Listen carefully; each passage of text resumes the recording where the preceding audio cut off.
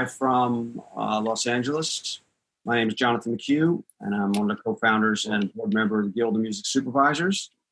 And welcome to our summer panel series. Not even sure what number this is anymore because we just keep doing them. But today's panel is based on some of the shows that Netflix, some of the many shows that Netflix, great music shows that Netflix has to offer. And today's panel will be moderated by Shirley Halperin, I'll introduce in a second. I'd like to let everybody know if they're interested in knowing more about the Guild of Music Supervisors and joining up, you can be a friend of the Guild and you can make sure you get all their information about our panel series. This is our summer panel series. We'll be launching an educational panel series in the fall. So if you want to sign, go to guildofmusicsupervisors.com, and for $100 you can become a friend of the Guild and support the Guild as a fundraiser for us, and to be getting all the information of the stuff that we're doing on a weekly and bi-weekly basis. So again, our moderator, the esteemed Shirley Halperin, executive editor of Music at Variety. She spearheads music coverage for the print magazine and Variety.com. Throughout her esteemed 20-year career, she's held staff positions at Entertainment Weekly, Teen People, Us Weekly, and also a contributor at a small magazine you might have heard of called Rolling Stone. She joined Hollywood Reporter in 2010 as the music editor, later added the sister magazine Billboard to her resume. Until 2017, she oversaw music news coverage of both those publications. She's also an established author. If you'd like to know anything about the evil weed they call marijuana, she wrote a really fascinating book called Pot Culture, A to Z Guide to Stoner Language and Life. And 2010, Reefer Movie Madness, and 2011, American Idol, the official backstage pass. Shirley's won the Los Angeles Press Club Awards for articles about Trent Reznor and others. So Shirley, thank you so much for coming out and hosting today. And you can let us know who we have on the board. Thank you, Jonathan. Always great to see you. And thanks everybody for having me. Just a little introduction in the way of variety. I'm not sure if you guys are familiar with our Music for Screens franchise. It's a quarterly feature that we do in the magazine. We also do an annual summit that the Guild of Music Supervisors has been, very involved with and has really helped us program. And we're just happy to be covering this lane of music for screens for big and small screens and really small screens. Because we believe that this is a very robust part of the entertainment market that is just gaining in importance as people digest and consume more and more through their screens. So how appropriate that we are here to talk all things Netflix, which has certainly changed everybody's viewing habits. And we have with us music supervisors for six of their top shows, including, I will start with Matt Biffa. Did I say the last name right? Matt? Biffa, yeah. Biffa, yes, great. Biffa, so Matt Biffa, yes. Who's joining us from the UK. So thank you so much, Matt, for staying up late with us. He worked on Sex Education. We have Morgan Rhodes, who is here representing Self-Made. Gabe Hilfer is here for Black AF, Nora Felder for Stranger Things, but not the only show that you do on Netflix, Nora. We'll get to that as well. And Barry Cole for Living with Yourself, and Ben Hochstein for On My Block. So thank you everybody for being here. The first thing I wanted to ask is, just about this sort of time that we're living in. And Nora, I kind of wanted to go to you since you are surrounded by CDs.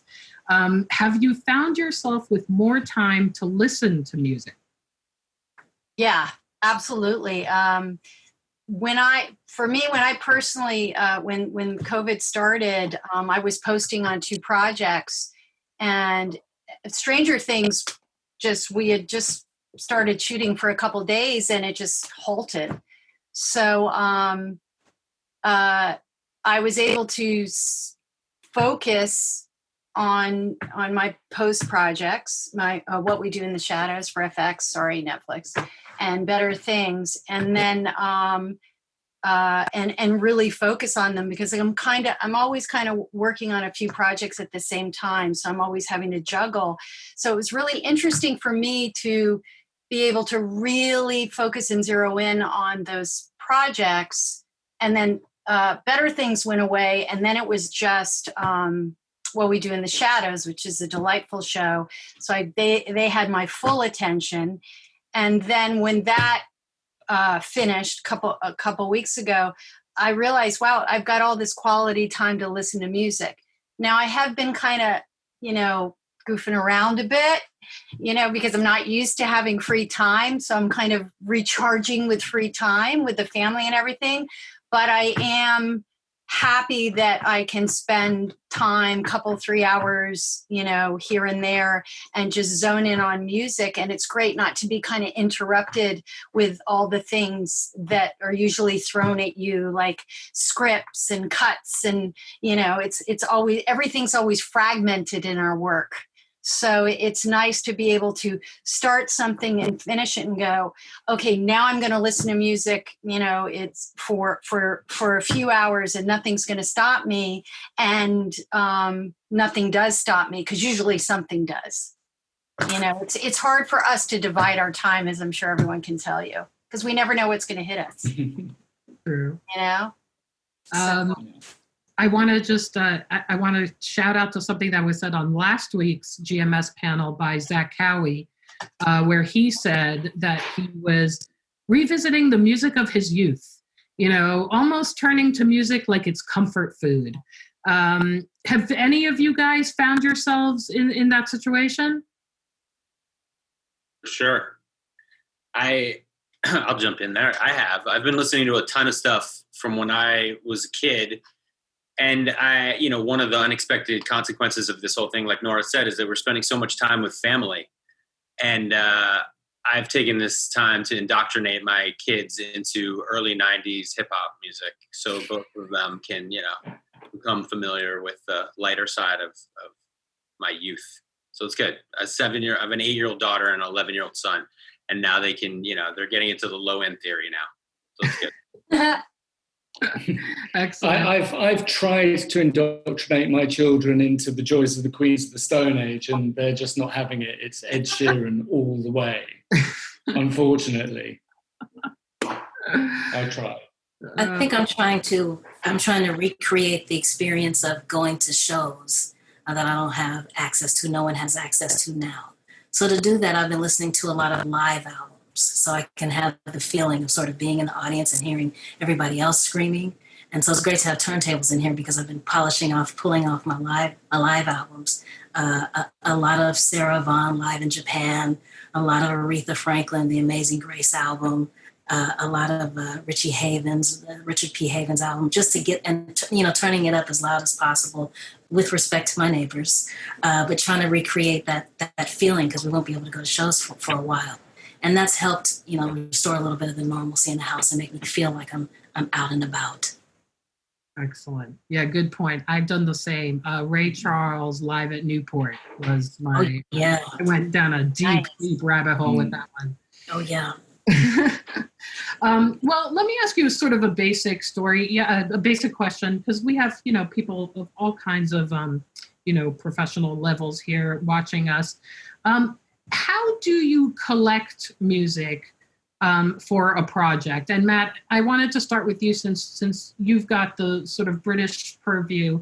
And I wonder if you had to look towards UK music, or how you approach the music for sex education. We're going to show a clip of your choice of using 17 by Sharon Van Etten, but can you tell us a little bit about how you source music?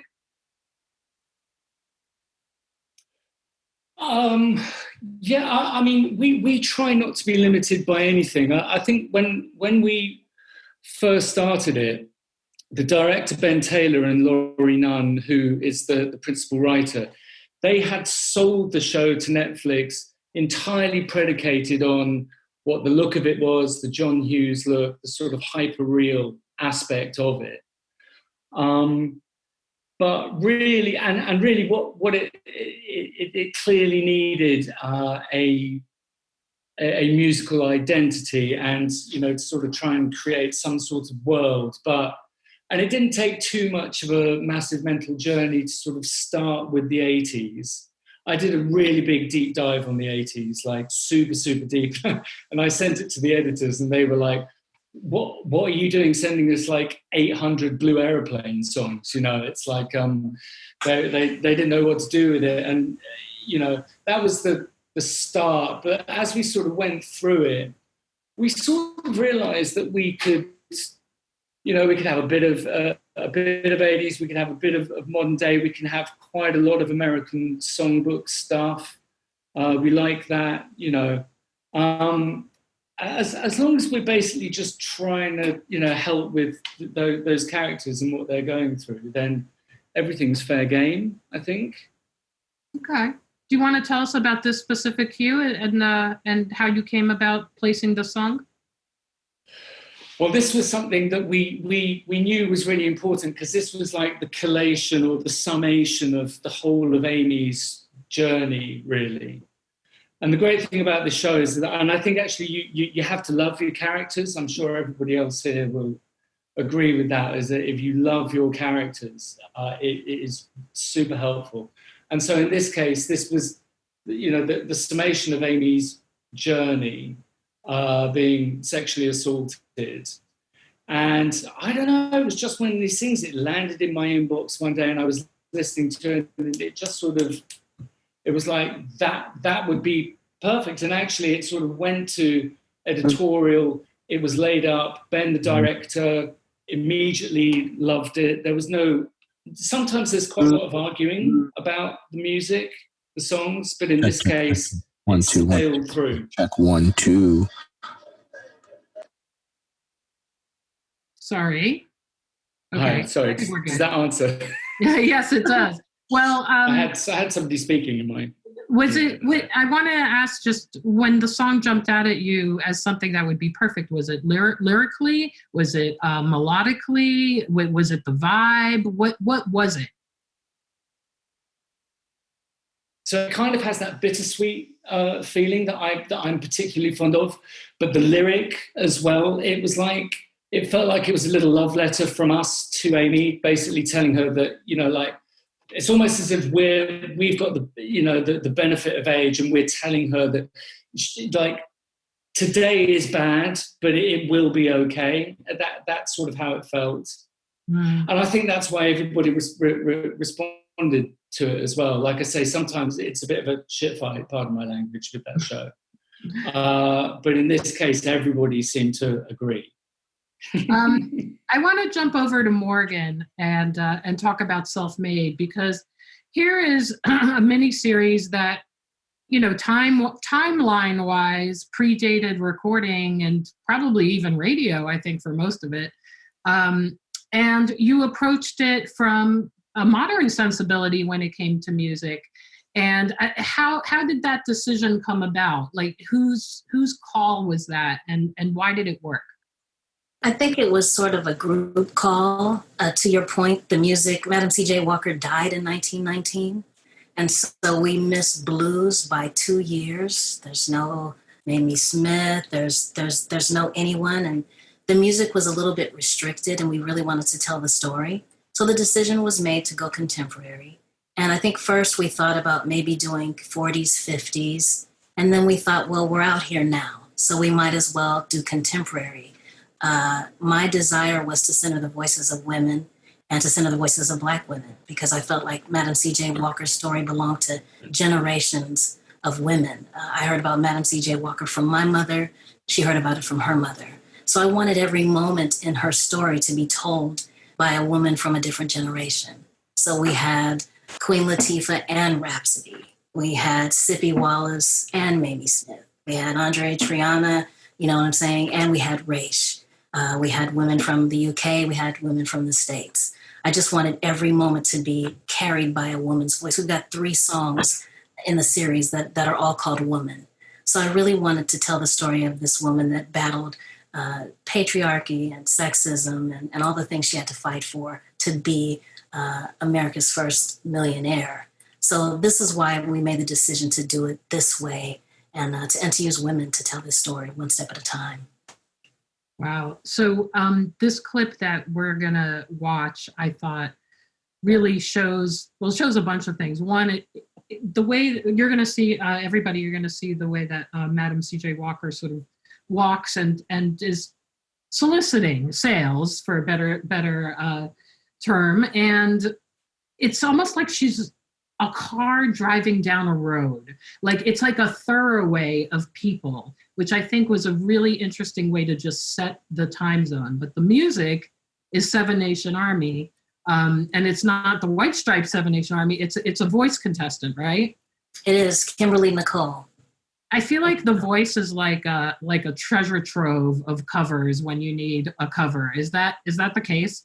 I think so, and she killed this. I love the White Stripes, but my jams had always been Icky Thump, and I fell in love with a girl. When I heard Seven Nation Army and I heard her cover, it just was like a whole new world for me. And I've been looking for a place for that song for a long time, so I was glad I was able to find one in Self-Made.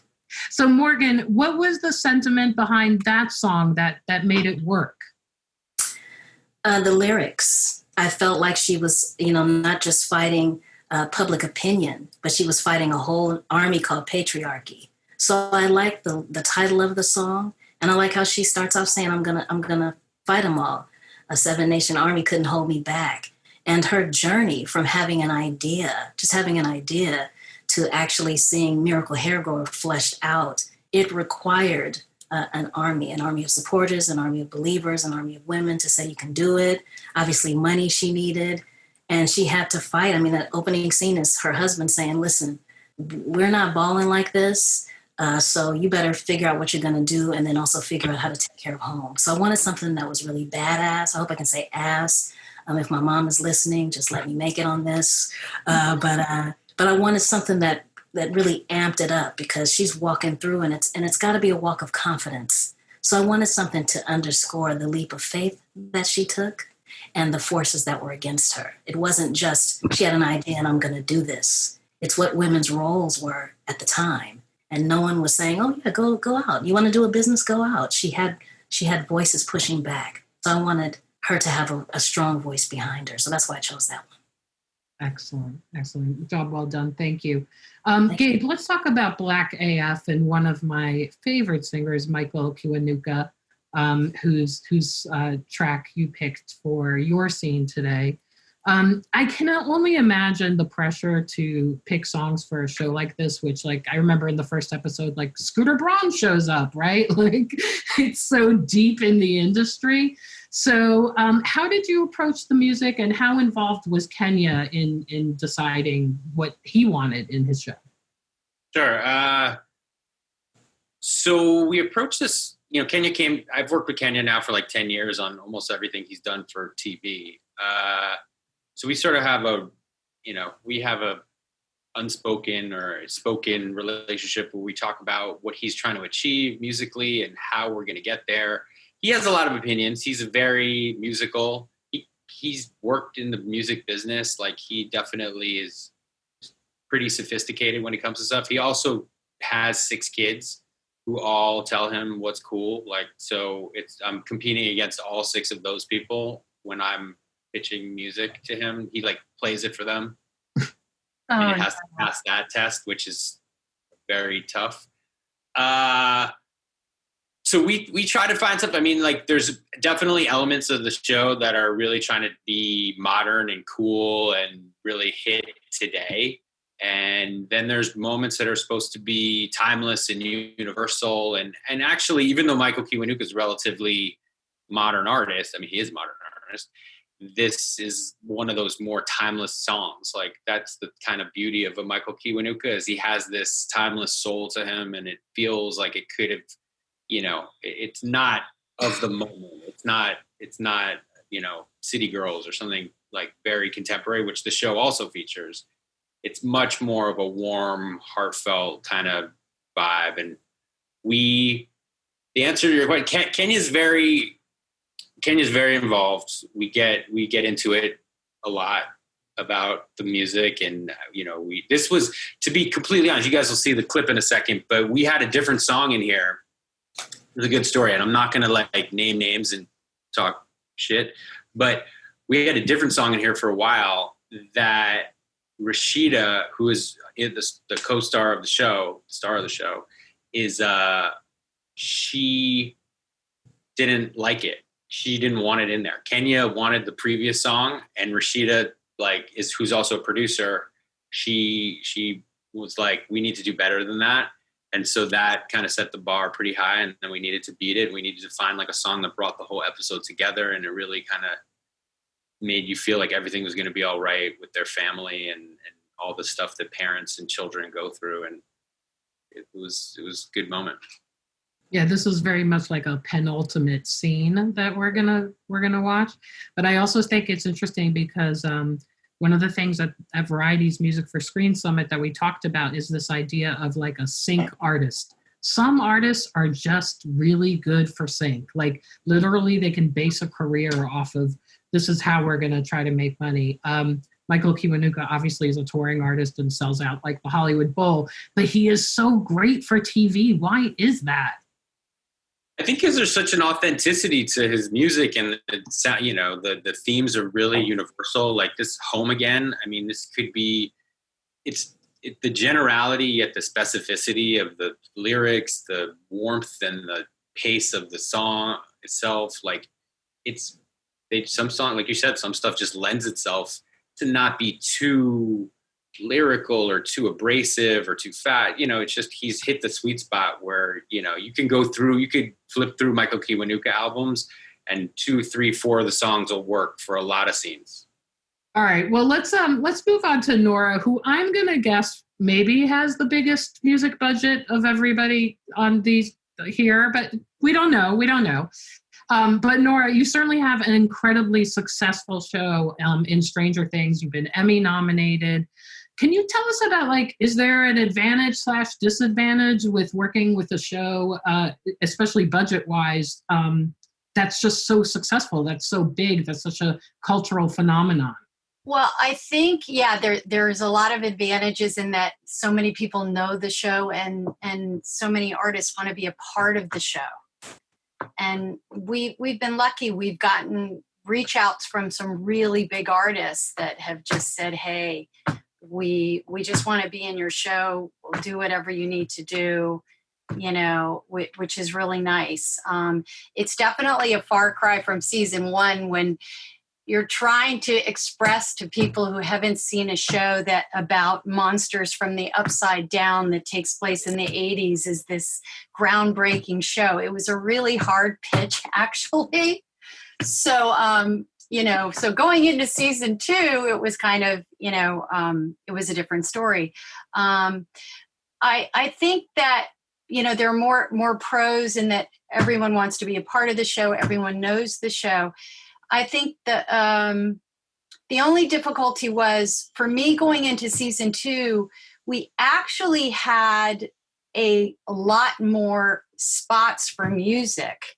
So our budget had gone up a bit, but it didn't, it was still, we're always on guard. We're always, trying to balance out, we're always doing what I call the no middle class thing, which is a lot of budgets that I get, where you've got the 1 or 2 big songs per episode, but the rest have to be indie to make up for so you can come in budget. So it's always that constant, we do have to deal with that. So we do have a budget. So actually our budget is not huge. So, and thankfully we had a soundtrack album partner, Sony, who was helpful in that respect as well. But I think the cons are, as we do have a budget, we have to stay within, and we do have a lot of songs. Sometimes I think people had higher expectation that they hear huge show, we must have unlimited amounts of funds. So I'm always e-surfing and collecting and looking for unknown artists. So some or artists, I should say, that didn't hit in the 80s. But the issues were, some of them were like, Stranger Things, okay, I'm going to ask for a lot of money. So, and then I had to kind of lower that expectations. We're all in a situation where we're not, and I think I can speak for everyone on this panel. We're not trying to take advantage of anyone. We're just trying to come in budget, and we do the best we can with what we have to work with. And it's the same with Stranger Things. We've had to let go of quite a few songs that we intended because we just couldn't afford them. For season 3, which is what we're pushing for this year's Emmy, our first initial thought was we had this new locale, this very important location, the Starcourt Shopping Mall. And, our first inclination, of course, was to slap all these big songs. And then we realized we didn't really have the budget to do that. So you have to kind of, for that show, pick and choose where you're going to do your spends.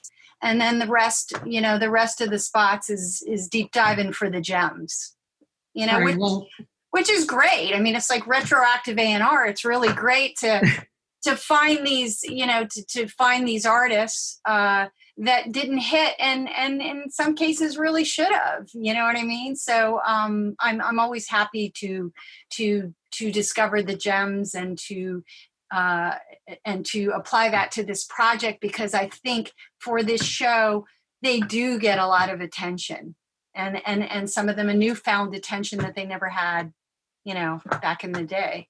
Right. Very cool. Well, how important was the song American Pie, a classic, if ever there was one? We're going to watch a scene that really moves along with the track. How important was this song for this scene? It was really important because for a few reasons, and I'm really glad that it resonated for the producers when I thought of it. We really needed something for the end of this episode 3 that, this is the episode, for those of you that have seen the show, where 11 and Max are attempting to use Elle's mindscapes to spy on boys. And then through the mindscapes, they start realizing that perhaps Billy, Max's older brother, is involved in something very dark. So they set out to, look into this. At the end of this episode, it reveals how dark things have gotten. And the producers, the Duffer Brothers and Sean Levy, who directed this episode, really wanted something to establish like a tonal counterpoint to heighten the terror unfolding at the end of the clip and really show just how bad things are. But they didn't want it to be obvious, something obvious. They wanted it to be something that displayed a family sitting at a dinner. Things were okay, and then all of a sudden to take a turn. So when I was going through ideas, I was racking my brain. I was like, I really want to think of something that isn't what it seems. And then all of a sudden, it just popped in my head. It just did. I remembered when I was a child and when American Pie came out, I always thought, because I was really young and I wasn't yet listening to Bob Dylan and paying attention to every lyric yet. And I always thought as a young kid that this was just a great upbeat song with these catchy, playful lyrics. And at that time, I didn't realize it was actually paying homage to this very serious 1959 plane crash in which 3 musical greats were killed, which is Richie Havens and J.P. Richardson, also known as the Big Bopper, and Buddy Holly. So hence The Day the Music Died, which is what the song was about. And I thought, wait a minute, this could actually be perfect if it flows to picture, because it's not what it seems, and I think a lot of people, that song went #1 for a long time. And I think there's a lot of people who loved the song and never really knew what it was about. So it popped in my head. And I remember my assistant at the time, I was trying to take a picture and I'm jumping up and down, getting super excited. I'm like, I get the goosebump factor. It's hitting everything. And he's like, how did you think of that song? I'm like, I don't know, but I was so excited. And so I sent it in, and thankfully, the producers, one by one, the editor to the Duffers to everybody, they just all reacted to it. And I think it had the mixed signals and the ambiguous lyrics. And, I think the movement of the song just really effectively heightened the horror. And as we all do, many of us do, we don't just send one song in. I mean, I usually try and provide different textures, and I try and, I always compare it to ice cream flavors. I'll give them one that's chocolate, one that's strawberry, one that's salted caramel, and one that's blue cheese olive oil, and I want to paint it in different ways and let my producers, my showrunners come to a decision of what they think would be right. Well, in this case, I was trying quite a few things, and I just was so excited about that one. I was like, please, please, please, please.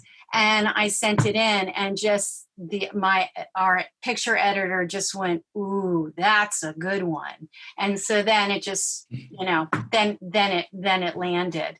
So then after everyone loved it, then of course I was sweating, because I'm like, now I have to clear it. What if it doesn't clear? Which it did, which was great. And it wasn't difficult to clear? Well, it cleared. I mean, okay. I was concerned about it, though, because, right. I don't know Don McLean. Right. And I'm like, what if he's not going to like all the violence in the scene? Right. It's pretty violent, yeah, as you might recall.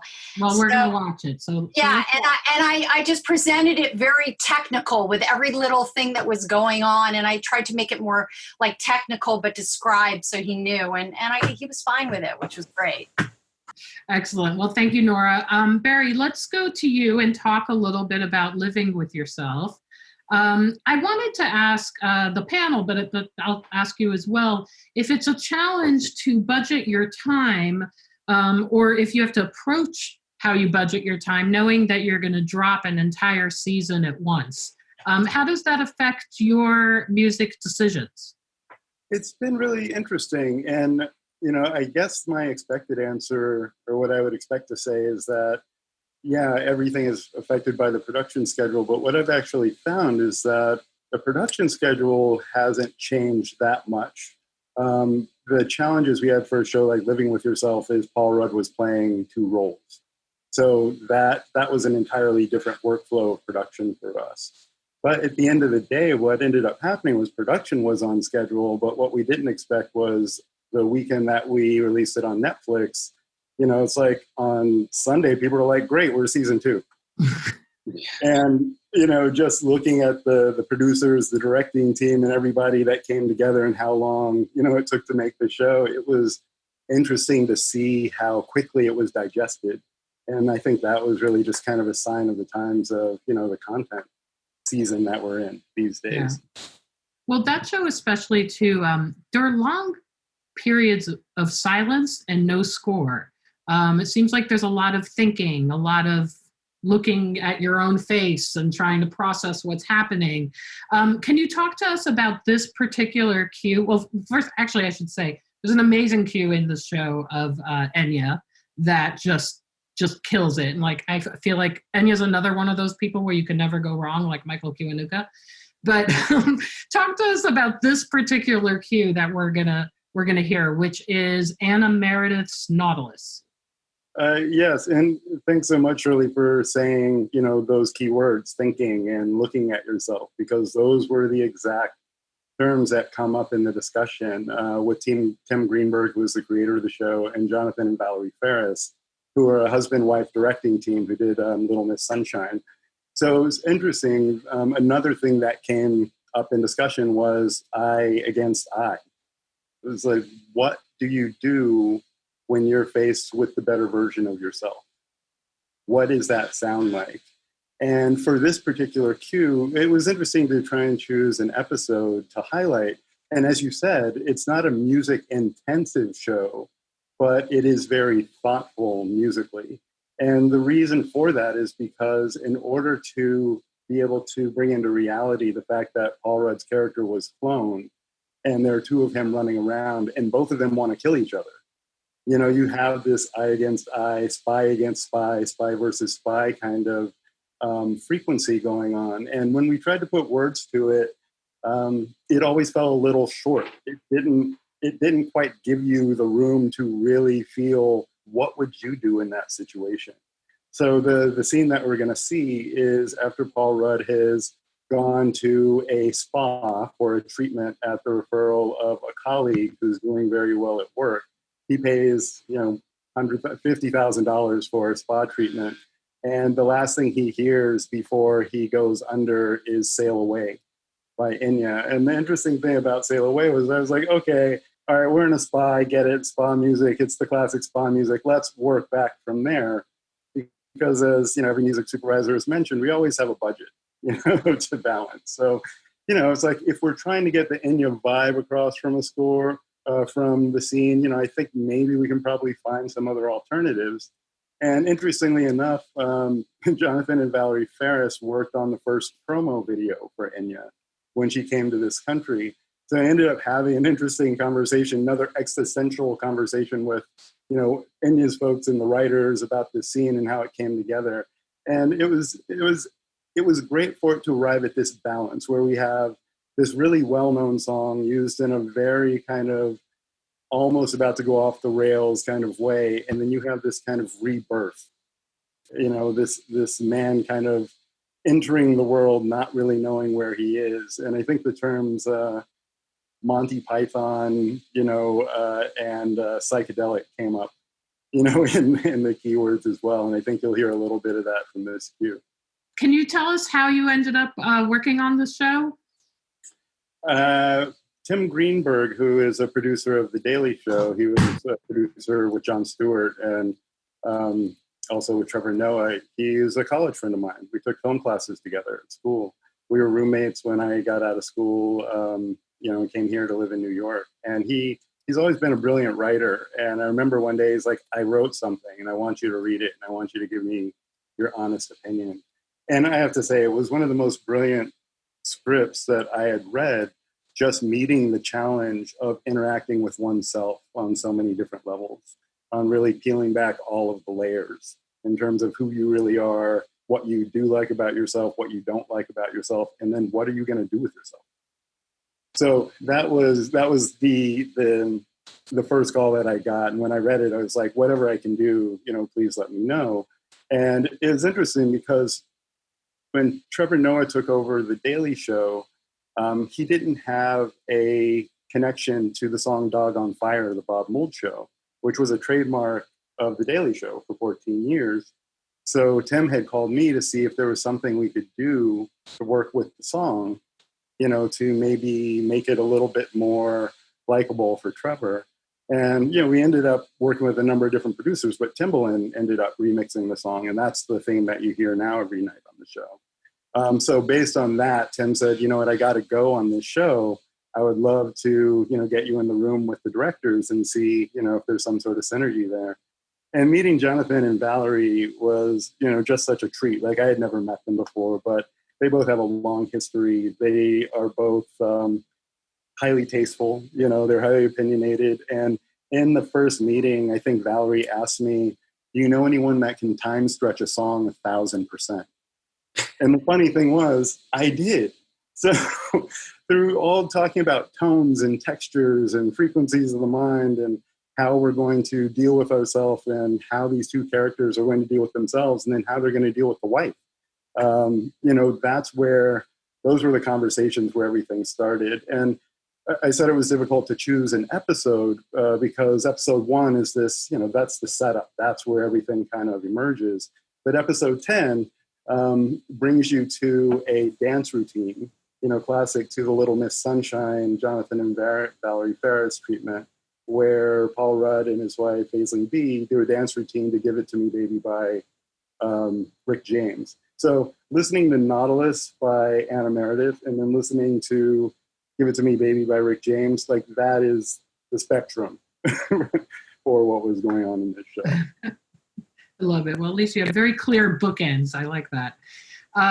Ben, let's talk about On My Block, because I feel like this is a show where you could expose new artists to an audience, or you could recontextualize an old song.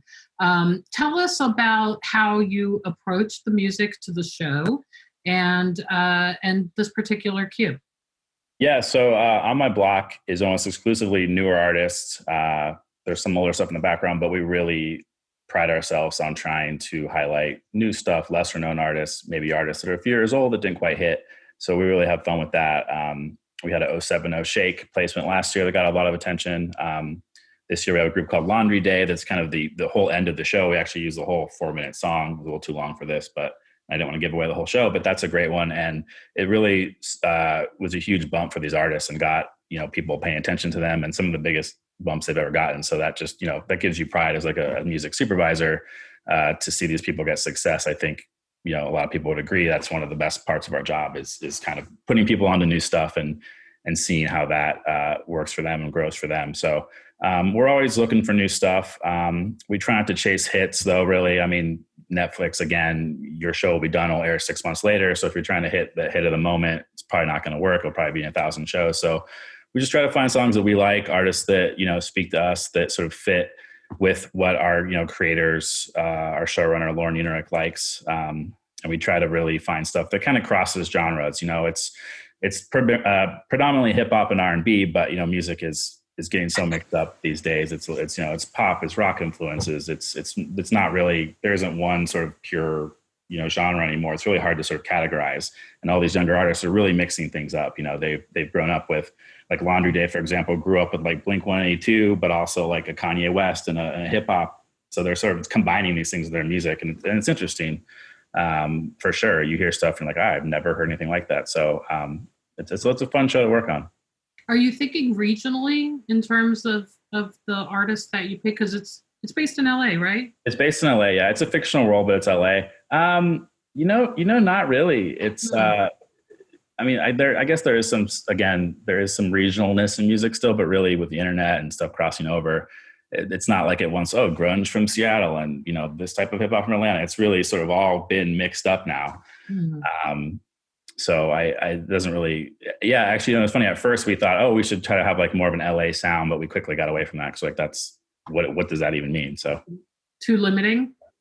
Yeah. Too limiting. And just, I don't even know if that even means anything anymore for class. You can say, an artist is from, LA, but is his sound influenced by that? Or is it influenced by something you heard on TikTok from, New York artists? So, it can be useful. I mean, I like to know the background of the artist, like where they're from. It still obviously plays in, but I don't think it is what it once was. Scenes are certainly not regional anymore.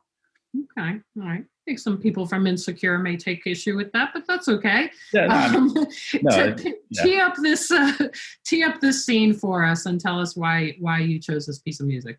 So this is actually an original song that we made for the show.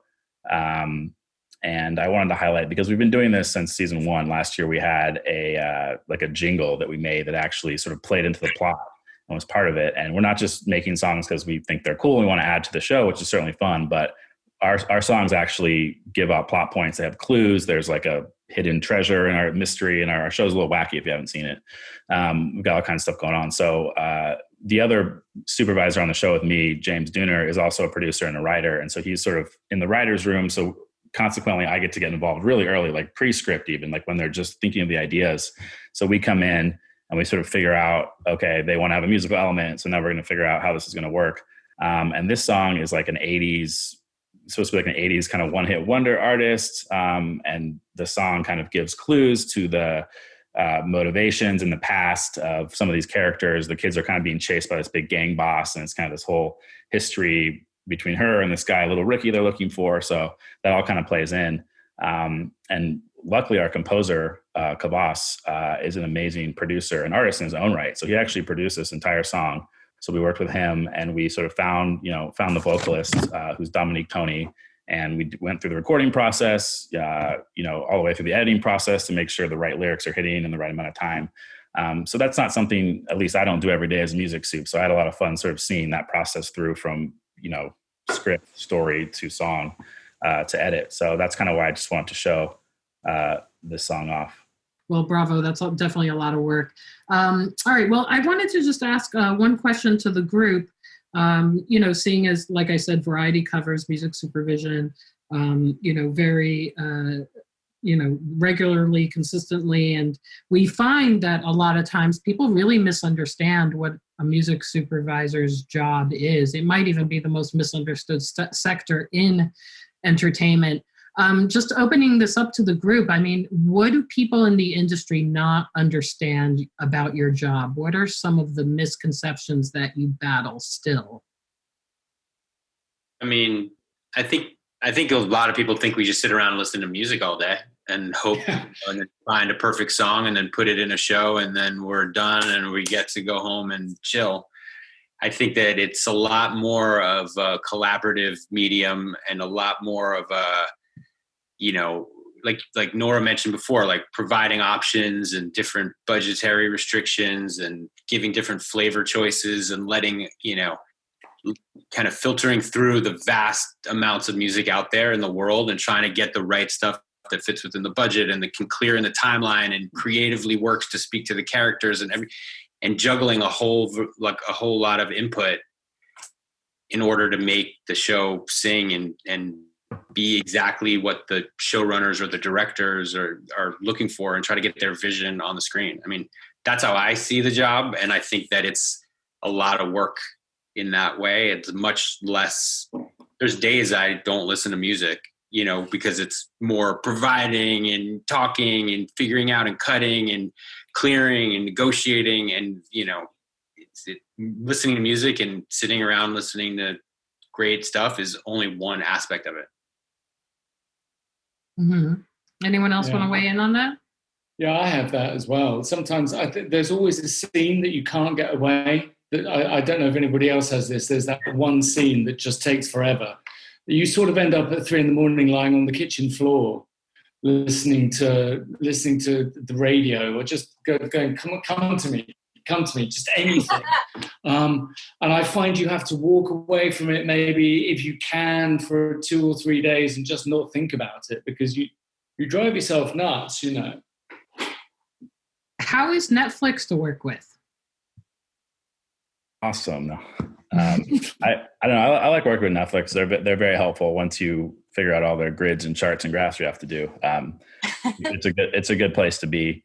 And I like it because they kind of let you do your thing. I remember when I first started, they kind of were just kind of feeling me out, make sure I knew what I was doing. But once I kind of showed them I know how to do stuff, they kind of left us alone, which is kind of rare, at least in my experience. Usually you're getting network notes, you're getting, stuff from everywhere. Netflix is just sort of, let the artist do their thing.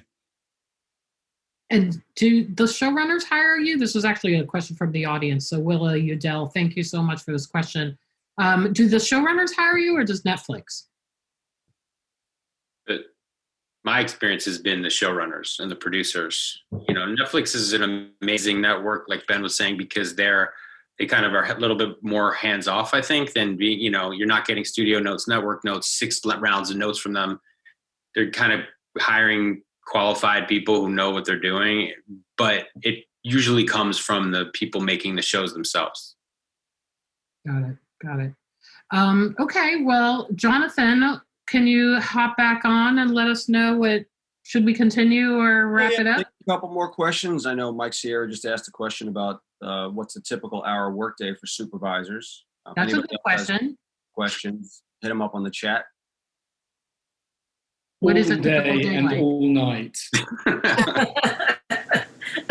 You're proof positive on that one. Yeah. It's definitely not a clock in and clock out job. It's not for me. It's all consuming. Right. Especially for clearance, because clearance is a process, and that process gets complicated. And it doesn't stop just because it's Friday and you're tired. You get those late night emails, 3 o'clock in the morning, 4 o'clock in the morning, and they're either good news or bad news. But either way, you got to get up and read them. So it's not a 9 to 5 a thing. It is a process. So I don't have a typical day. Some days are busier than others. Yeah. But no clearance is the same, and no day is the same for me. It just varies. I think that's one of the Pay things. is by project, yes?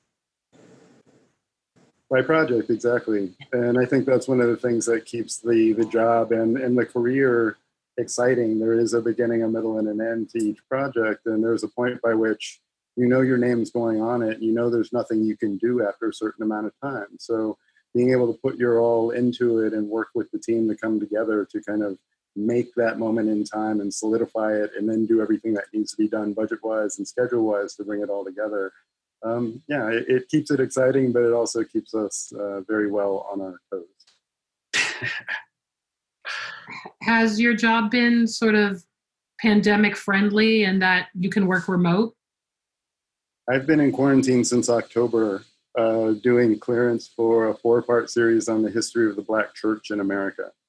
Okay. And it's been absolutely incredible thinking that I was upset about how difficult it was to license contemporary music.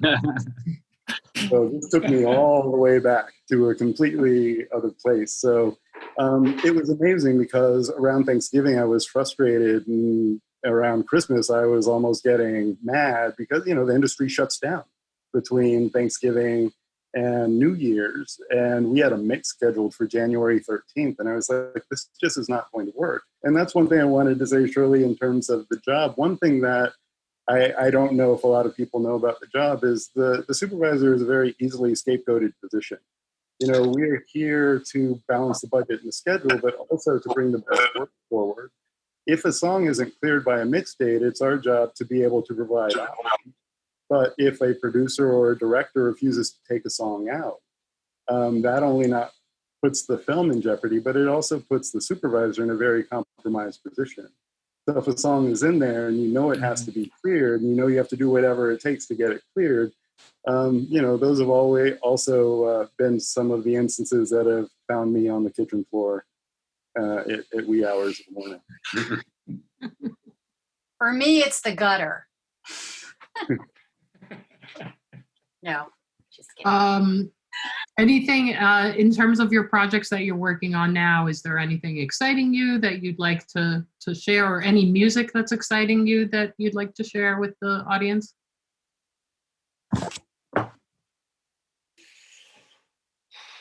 Nora's lips are sealed. Can't give away our secrets, you know. So. Yeah. All right, fair enough. Not going to force you guys. Not going to force you. As my 11-year-old would say. Well, Gabe, I feel like your audience is like all children. Between Kenya's kids and your own kids, it's like you're just trying to please the kids.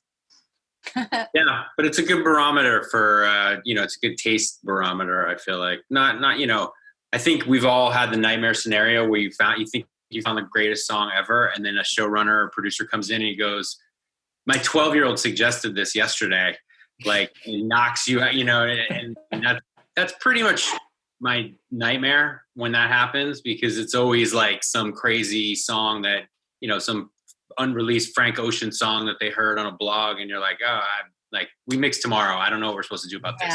Yeah. But yes, my kids are starting to have more sophisticated taste though. So it's not like little baby stuff anymore. So it's cool. Like, I asked my son if it's cool now, and he tells me. So. Got it. Okay. Well, question via Jonathan. How can we as artists make things easier for you guys as music supervisors? Metadata, loads of metadata, and we need to know that you have access to 100% of everything. We need you to clear quick. We need you to answer your emails really promptly. Just work with us. Be easy to work with, and if you're easy to work with, we will come back. I think that's. And you guys will use Disco? Yeah. Definitely. I mean, incoming, yeah. Yeah. Someone just wrote in the chat, in the I chat. do encourage songwriters to treat each song like a small business. You know, when you treat a song like a small business and you have co-writers, you have co-owners, you can't do anything without that business without everyone being on the same page. So when I get a song that's pitched and they're co-writers that they've been out of touch with for 2 or 3 years and they'll take no responsibility for getting in touch with, that's not the best position to put a music supervisor in. And be open to voicemail. I know it's old school and it's not the preferred method, but sometimes when we can't get in touch with you, we have to leave a message. So don't be allergic to voicemail, because sometimes in a desperate situation or a time-sensitive situation, that's all we have out there. And so that Matt's not laying on the floor. Tall order. That's it. I know it's tough. But just give it a shot. Just give it a shot in certain situations. Or Twitter. I'm clearing stuff on Twitter these days sometimes because I can't get people to answer, emails and stuff, and I'm tweeting the dude, and finally I get an answer. Well, at least you found it. You found a way. I mean, right. For sure. For sure. Barry, I think this is a good question for you. I also came via Jonathan. Do you think having / experiencing the relevant cultural background is necessary to do your job as a music supervisor? Like you were saying, you're doing the history of the Black church. I imagine that took a lot of research.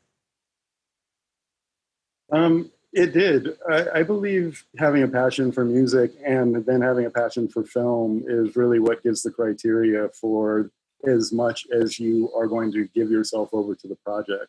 Because at the end of the day, one of the things that I grew up as a DJ. I did radio DJ, as a club DJ, I DJ'd in bands, I DJ'd in orchestras. And at the end of the day, for me, it was always exciting to get a call about a new project. I worked on a film called Chinese Coffee, directed by Al Pacino, like years and years ago. And I remember sitting with Al and like, what kind of music do you like? And Al is into Romanian gypsy music. Like I had no idea, and I really didn't know what he was talking about, but I had the best 3 months, digging as DJs do, and like bringing things to the conversation and learning and sorting things out and then trying to figure out how to get in touch with folks. So for me, that is part of the excitement of each job. So while I don't feel that it's a requirement that it's already a supposed position or connection to any cultural aspect of a project, I do believe that it takes the commitment and wherewithal to be open enough to do the research and find where the real stuff is.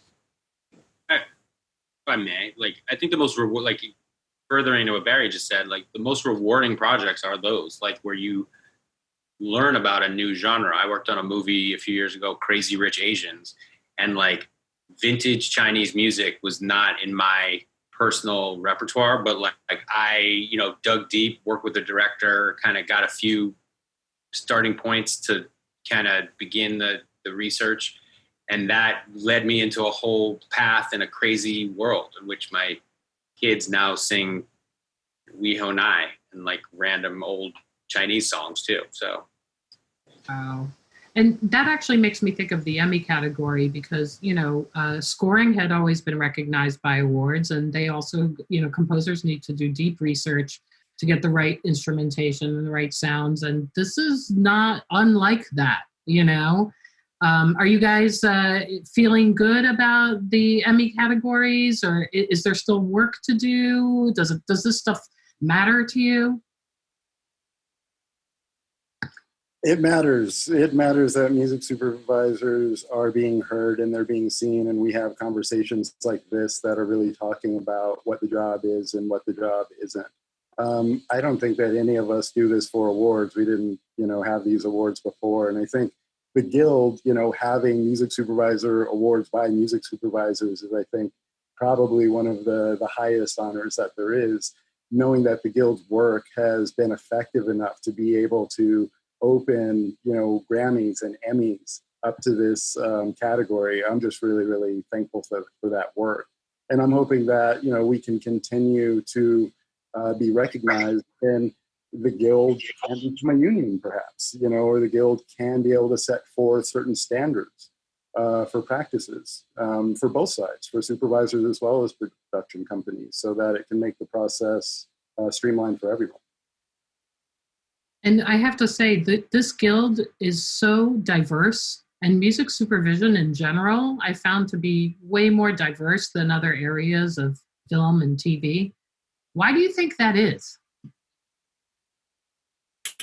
Well, I think we still have some work to do so that the guild is much more diverse and truly inclusive. I think the challenge is to make sustained changes so that we continue to evolve as a guild, and so that women and people of color, there's equity and representation.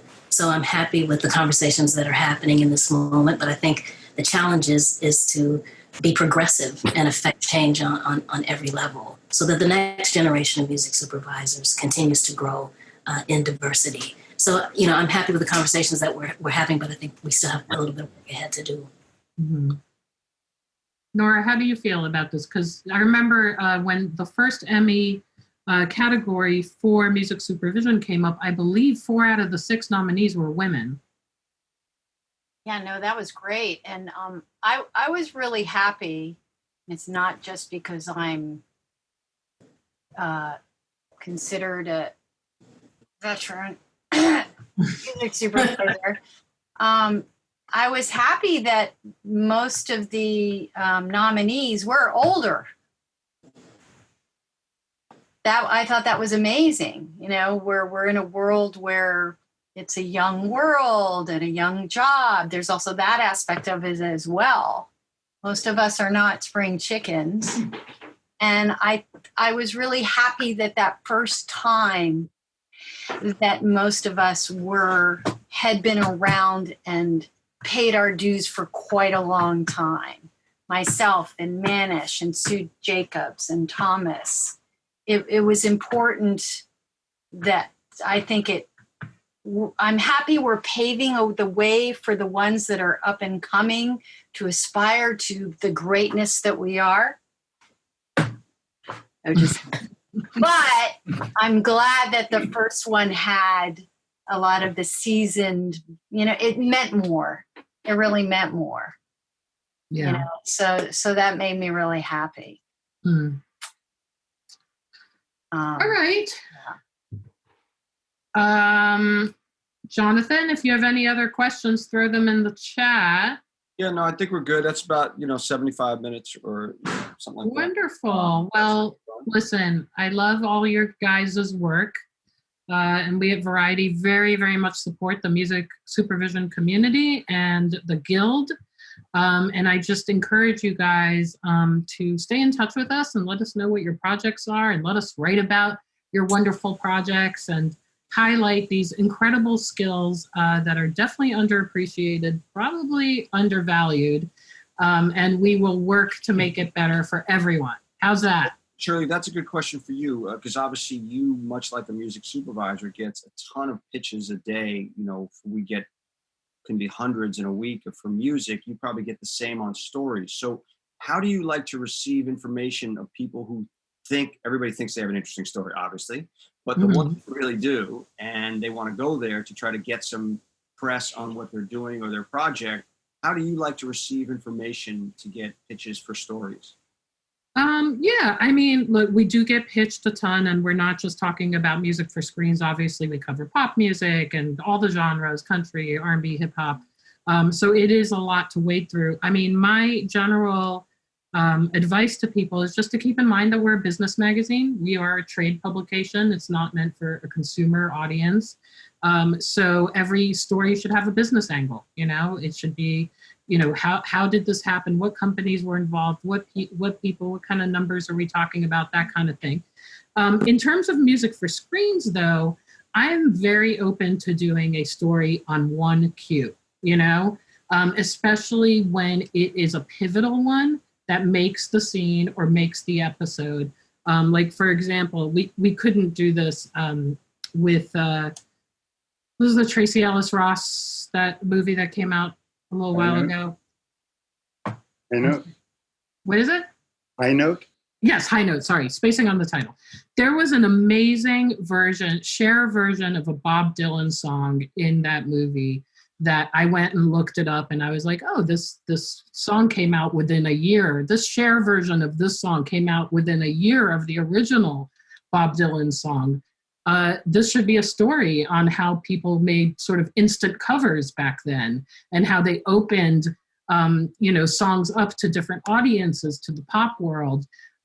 Sometimes movies don't do so well, so it's not really like worth the effort. Not that that was it, because the 2 weeks later there was the Pete Davidson movie, King of Staten Island, came out, and I saw a pivotal cue, which was the Wallflowers One Headlight, and I did assign a writer to go and suss out why this song. Is Jacob Dylan offended that they don't really know the lyrics to the song and it's sort of meant as a gag? There's a whole story behind this 1 minute piece of music. And I am more than happy to publish why these songs exist in movies and TV shows. So I just wouldn't discourage anyone from saying like, hey, this is a really cool cue. You should check this out. And here's the interesting backstory of how we came to this song and how we came to clear it. Shirley, that was actually a great point because, obviously being from Staten Island, which I don't know if anybody else on this call would be, but no, because nobody really leaves and does panels from there. But I remember watching the show thinking, where'd this come from? Like, how'd this come from? And then boom, I saw your article. So thank you for doing that. But that's great to know that, the little things are not being left unnoticed. So Shirley, thanks again for participating. You and Jazz are great the last couple of weeks. I'd like to thank Allison at Netflix for making this panel happen. And obviously coming up next week, we have on Tuesday a panel with some great supervisors talking about the Hulu shows.